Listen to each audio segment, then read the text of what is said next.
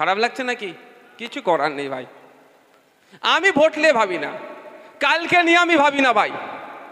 কালকে কি হবে ও নিয়ে আমি ভাবি না।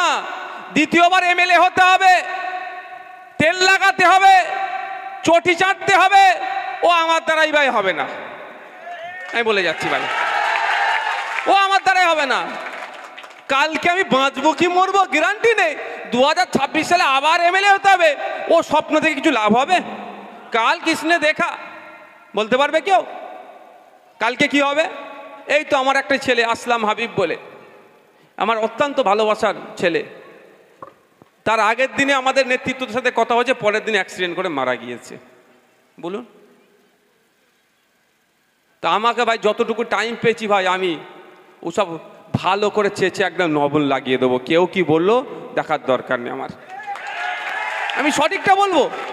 আমি যদি ভুল বলি আমি চ্যালেঞ্জ করে যাচ্ছি, আমার বিরুদ্ধে নোটিশ পাঠাক। আমি তো বলছি আমার বিরুদ্ধে নোটিশ পাঠাক। আমি যে কথাটা বললাম চারটিখানি কথা নয়, মায়েদেরও বলছি। মায়েরা যারা আছেন 1000 টাকা দিয়ে দিচ্ছে আপনাদের হাতে, 1200 টাকা দিচ্ছে, আমি নিতে বারণ করছি না। আমরা বলছি 1000-1200 নয়, এই 1000-1200 ভিক্ষার মতো হচ্ছে, এটা নয়। মায়েদেরকে 5000 করে দেওয়ার ব্যবস্থা হোক, তার পরিবর্তে সরকার কিছু কাজও বুঝেনি, 5000 করে দেওয়া হোক। আরে 1000 টাকায় কি হবে আজকের দিনে? 5000 টাকা দেওয়া হোক।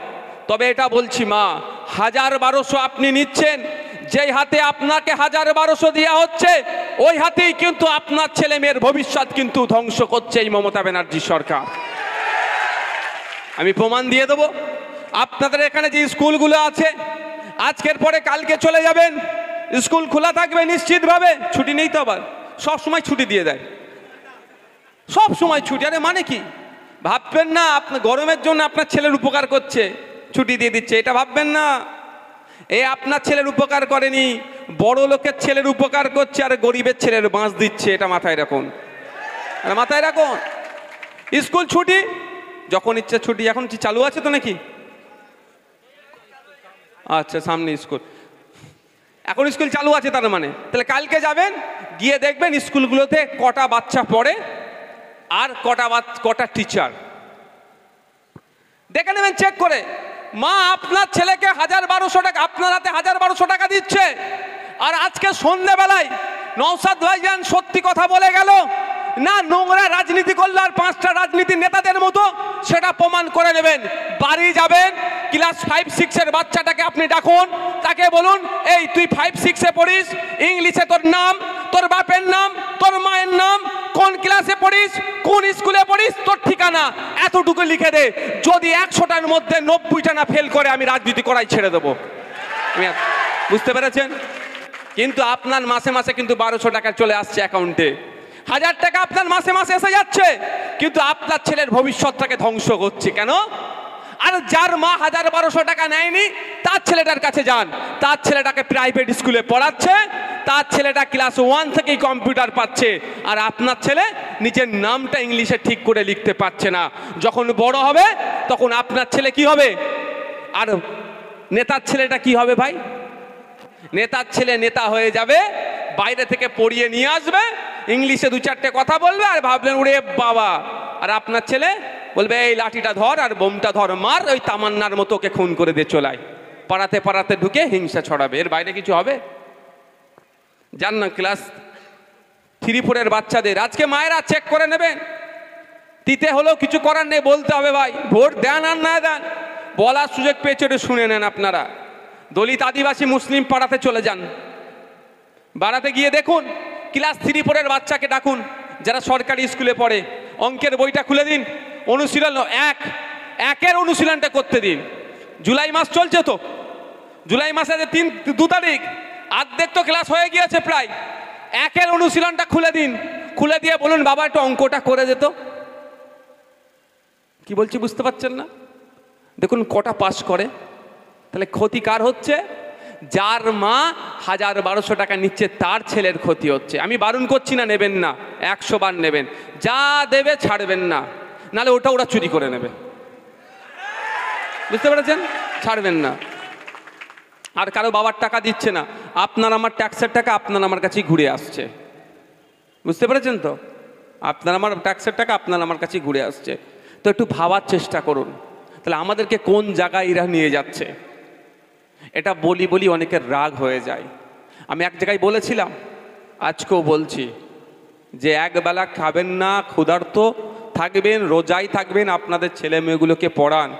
আর না হলে কি হবে জানেন, পড়াশোনা যখন আপনি, আর এখন ভাই টেকনোলজির সময় চলে আসছে, আপনি যাই বলুন, এখন টোটালটাই টেকনোলজির নির্ভর হয়ে যাবে। এই কি বক্তব্য দেবো বলছে নাকি, ওখানে কি একটা নতুন সিস্টেম বেরিয়েছে, এআইকে বললে সব আমার দিয়ে দেবে। আমি এখানে আসবো, এই বিধানসভার কি ভুল ভ্রান্তি আছে যদি জানতে চাইবে, যে সব দিয়ে দেবে, আমি শুধু এসে গড় করে পড়ে দেবো। এই শুনছিলাম আস্তে আস্তে, মানে যা চাইবেন তাই এখন মোবাইল এসে যাচ্ছে। আপনি ব্যবসা করবেন, সেটাও মোবাইলে চলে আসছে। তাহলে আপনার ছেলে মেয়ের ফিউচার পড়াশোনা না করলে ধ্বংস। এবার বলুন, আপনার ছেলেটা পড়াশোনা করেনি, এবার ভবিষ্যৎ তার কী হবে? তাকে তো খেটে খেতে হবে, খাটার জায়গা আছে, সব ইন্ডাস্ট্রি উঠে যাচ্ছে। তাহলে কি করতে হবে? বেশাদি করবে, বাচ্চা হবে, বাচ্চারা যখন কাঁদবে খাওয়ার জন্য কি হবে? চুরি করতে হবে, সমাজ বিরোধী হবে, খুন খারাপি হবে। এই তৃণমূলের নেতারা সুযোগ খুঁজবে, 500 টাকা দিয়ে বলবে যা ওর বাড়ি বোম মেরে দেয়, ওর রাম কাকা না রহিম চাচাও দেখবে না, দাম করে বোম মেরে দেবে, ধরা পড়বে, জেলে যাবে, ধ্বংস হবে পরিবারটা। এর বাইরে কিছু হবে কি? তাহলে এখন তখন কিন্তু আপনার এই যারা আমরা এখানে বসে আছি, আমাদের কিন্তু আমাদের পরের প্রজন্ম, এই বাচ্চা কাচ্চাগুলো কিন্তু ছাড়বে না। কবরে আর শ্মশানে গিয়ে লাঠি দিয়ে পিটবে, তখন কবরে যাবে। এটা আমার মুসা চাচার কবর, খুব নেতাগিরি করেছিল না, আর গোপনে মমতার সাথে দেখা করতে গিয়েছিল, বলবে বলে কবরে বেটাকে পাচ্ছি নি, তোর কবরে গিয়ে লাঠির বাড়ি মারি। খারাপ লাগছে নাকি শুনতে? এরকম করবে যদি আমরা না সজাগ হই, বলে দিলাম। বলবে আমার কাকা ওই শ্মশানে ওকে দাহ করা হয়েছিল, ওদের জন্য আজকে আমাদের এই দুরবস্থা, ওদের জন্য আমরা আজকে অন্ধকার দেখছি। ওই শ্মশানে গিয়ে লাঠির বাড়ি পিটবে, বলবে এই চিতাতে পিটবে, বলবে এখানে দাহ করা ছিল, অন্তত রাগটা মিটাবে। আমরা যদি না সজাগ হই, আপনার আমার ছেলের ভবিষ্যৎ আপনাকে আমাকে ভেবে নিতে হবে। যদি অমিত শাহজি তার ছেলের ভবিষ্যৎ ভাবতে পারে, যদি মমতা ব্যানার্জি তার ছেলের ভবিষ্যৎ ভাবতে পারে, আপনার আমার ছেলের ভবিষ্যৎ, ভাইপোর ভবিষ্যৎ আপনাকে আমাকে ভাবতে হবে না? যে অমিত শাহজির ছেলে 2014 সালের আগে তার ব্যবসায় খুঁজে পাওয়া যেত না, এই 10-12 বছরে তার ব্যবসায় প্রায় 14,000 গুণ বৃদ্ধি পেয়ে গেল, হিন্দুকে বাঁচাতে এসেছিল। যে অমিত শাহজির ছেলে জয় শাহজি আইসিসির চেয়ারম্যান পদে বসে গেল, জীবনে ব্যাটে বলে হাত দেয়নি, আজকে ইন্টারন্যাশনাল ক্রিকেট কাউন্সিলে তিনি চেয়ারম্যান হয়ে গেছেন, সর্বোচ্চ চেয়ারে বসেছেন। ভালো কথা, আমার রাগ হচ্ছে না, একটা ভারতীয় বসেছে। কিন্তু আপনি যে হিন্দুকে বাঁচাতে এলেন, সেই হিন্দুর ছেলেটা আজকে কোন চেয়ারে বসেছে আমাকে একটা খুঁজে বার করতে হবে ভাই, দেখবো না আমি সেই হিন্দুটা আজকে কোথায়? 10 বছর আগে তার জানা খারাপ অবস্থায় ছিল, এখন তার পেছনে চলে যাচ্ছে। 2011 সালের আগে মহল্লাতে গিয়ে, এলাকাতে গিয়ে সাচার কমিটির সুপারিশ দেখিয়েছিল, মুসলমানদের শিক্ষা, স্বাস্থ্য, কর্মসংস্থানের অবনতি দেখিয়েছিল। মুসলমান বিপদে আছে, ভোট দাও। তৃণমূল ক্ষমতায় আসলে ওয়াকফ সম্পত্তি উদ্ধার করে দেবে। তৃণমূল ক্ষমতায় আসলে শিক্ষায় মুসলমানরা এগিয়ে যাবে। তৃণমূল ক্ষমতায় আসলে সরকারি চাকরিতে মুসলমানরা ভাগিদারিত্ব পাবে। তৃণমূল ক্ষমতায় আসলে মুসলমানরা বেঁচে যাবে। তৃণমূল ভোট দিল, মুসলমানরা আজকে বেঁচেছে? মনে হচ্ছে আপনাদের কেউ বেঁচেছে? একটা যখন তৃণমূল সরকার এসেছে 2011 সালে, 100 জন সরকারি কর্মচারী থাকলে সেখানে 3 জন মুসলমানকে খুঁজে পেতেন। আর এই 14-15 বছরে মুসলমানকে এত ভালোবেসেছে, এত বাঁচিয়েছে, 100 জন সরকারি কর্মচারী থাকলে আপনি একটাও মুসলমান খুঁজে পাবেন না। 1000 সরকারি কর্মচারী থাকলে 2-1টা সেখানে খুঁজে পাবেন মুসলমান। তাহলে এটাকে মুসলমানকে বাঁচানো হলো। কিন্তু দেখুন মমতা ব্যানার্জির ভাইপো অভিষেক ব্যানার্জি, তিনি চোখের ট্রিটমেন্ট করতে কোথায় যায়? আমেরিকাতে যায়। শুনেছি আমি তার অসুস্থ, যাতে তিনি তার দ্রুত সুস্থতা হয়, চোখ যাতে ভালো হয়ে যায়, আমরা সকলে মিলে প্রেয়ার করব। আমার চরম শত্রু হলেও সে সুস্থ থাকুক, এটা আমরা সব সময় চাইব। এতে কোনো অমত আশা করছি কেউ হবে না। কিন্তু আমার প্রশ্ন তো গুটি কয়েক থেকে যাবে। আমার পাড়ার ছেলেটার অর্থের অভাবে চোখের ছানি কাটাতে পারছে না, আর মমতা ব্যানার্জির ভাইপো, যে মমতা ব্যানার্জি 2011 সালে আগে আপনাকে বাঁচাতে এসেছিল, আপনার চোখের ছানি অপারেশন এখন করতে পারছেন না। আপনাকে বাঁচাবার নামে ভাইপো চলে যাচ্ছে আমেরিকাতে চোখের ট্রিটমেন্ট করতে। যেই হসপিটালে, যে প্রতিষ্ঠানে ট্রিটমেন্ট করে, তার ফিস শুধু শুনেছি 1 কোটি টাকা। ক টাকা? 1 কোটি টাকা শুধু ফিস, ঔষধ নিন না। আমরা তো ট্রিটমেন্ট করতে যাই, 200 টাকা, 250 টাকা, 400 টাকা ফিস দিতে হয় না? তারপর তো এক গাদা ওষুধ আসে। আমি ডাক্তারদের খারাপ বলছি না, তবে আমার একবার, আমি কলকাতা যখন ছিলাম, থাকতাম আগে খুব পড়াশোনার সূত্রে আলিয়াতে, তো আমার পেটে প্রচণ্ড যন্ত্রণা হচ্ছিল আর প্রচণ্ড জ্বর। তো আমি কলকাতার কোনো এক বেসরকারি হসপিটালে নিয়ে গেছি আমাকে। একটা গল্প তাহলে শুনবেন ভাই, এই প্রসঙ্গে সেটা শুনুন। নিয়ে গিয়েছে, নিয়ে যাওয়ার পরে এসব কী সব করলে, ইউএসজি ফিউএসজি না ওইসব কী বলে, এইসব করলো, করার বলে বলছে পেটে পাথর হচ্ছে, ইমিডিয়েট অপারেশন করতে হবে। তো আমার আপারা ভাইয়ানরা আমাকে তো খুবই ভালোবাসে, বলতে ঠিক আছে অপারেশন হবে, চো একবার ঘর থেকে তোকে ঘুরিয়ে নিয়ে আসি। সবই আল্লাহ পাকের ইচ্ছা। মানে বাট আমি ওখানে শুয়ে শুয়ে ভাবছি, তখন আমি পড়াশোনা আর খেলাধুলা করতাম, যে অপারেশনটা মাইক্রো করব না বড় করব। মাইক্রো করলে কদিন পরেই খেলতে পারবো, বিশ্বাস করুন। আর বড় অপারেশন মানে যেটা কাটা ছিঁড়া করে, তাহলে কদিন পরে হবে। সেও আমি জিজ্ঞাসা করলাম, যে নার্স এসেছিল, যে ম্যাডাম এইটা কতদিন হতে পারে, আমি জানি অপারেশন করতে হবে। তো আমাকে যতদিন একদিন বলেছ, একদিন পরে 2-4 দিন, মানে ঘরে নিয়ে যায়, 2-4 দিন পরে অপারেশন করতে হবে। আমি এটা বলার কারণ, এটাকে শুধু বলছি যে কি সিস্টেম চলছে আজকাল। তো ফিরে এসেছি, ফিরে আসার পরে আমার যে বড় জামাইবাবু দুলাভাই, শিশুদের ডাক্তার শিয়াখালা বাজারে, বলছে চলো ওর কাছে নিয়ে যাবো, ওনার কাছে। শিশুদের ডাক্তারের কাছে আমাকে নিয়ে গেছে। তার সাথে খুব একটু ভালো সম্পর্ক। তো গিয়ে আমাকে ডাক্তারবাবু বললেন, কি হয়েছে বাবু? আমি বললাম এই হয়েছে।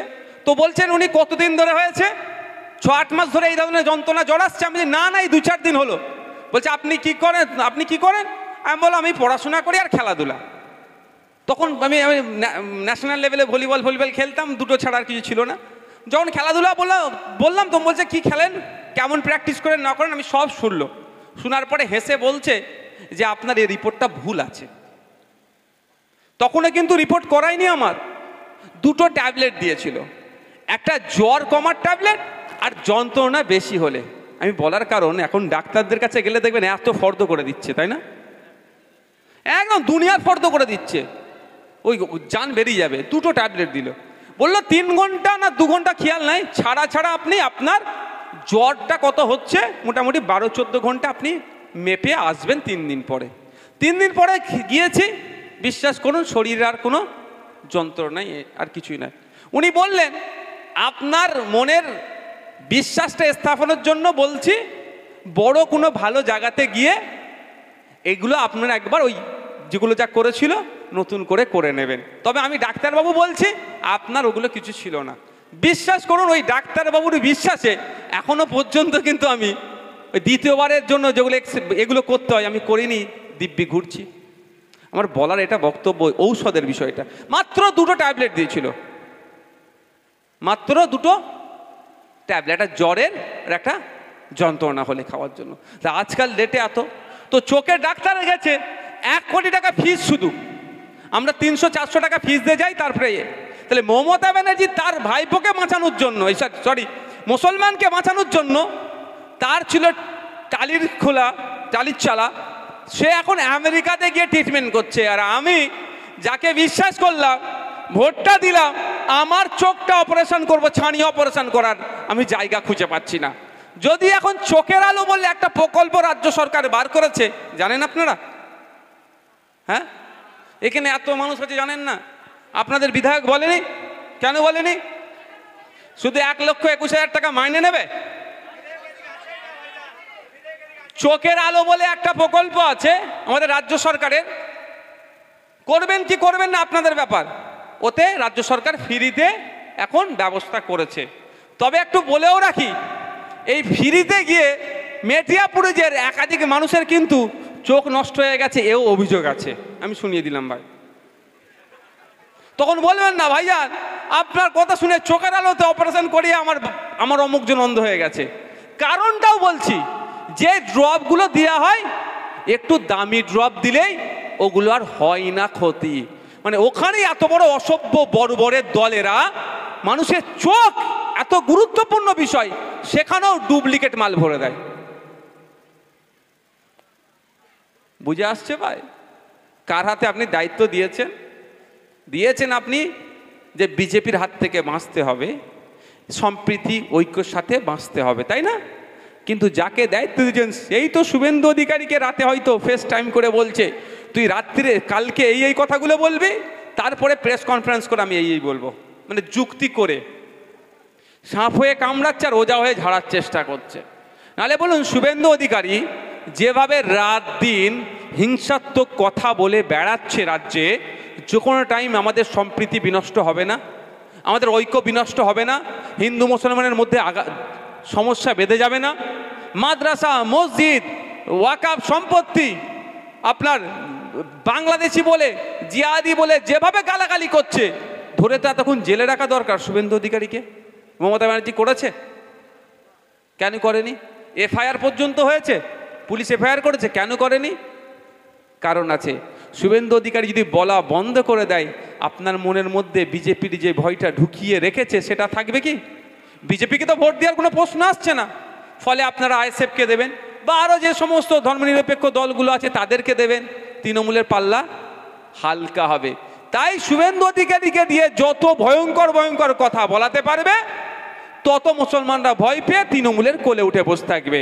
আর তৃণমূলের কোলে উঠে বসার প্রতিদান কুকুরের সন্তানরা মিড ডে মিলের খাবার খেতে পাবে, আর আপনার সন্তানরা সেটাও পাবে না। প্রতিদান আপনাদের দিচ্ছে। এবার দেখুন আগামীতে কি করবে। আর এমনি তো ওয়াকাফ নিয়ে যেটা দিল্লি যাওয়ার কথা বলেছে, আর নতুন করে বলতে হবে না, ওই বিষয়টা বলবো।